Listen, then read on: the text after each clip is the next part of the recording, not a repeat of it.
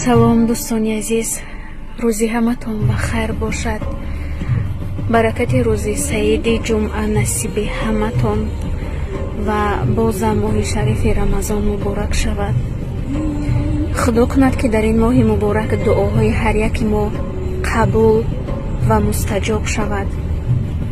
талош кунем ки дар зиндагӣ инсоният бошем, зеро хелеҳо инсон фақат ба исм монданд.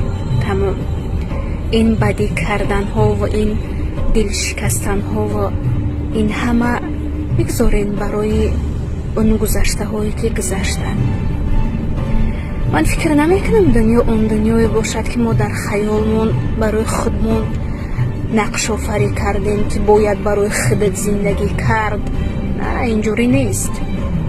он зиндагие ки бояд барои худат зиндагӣ кард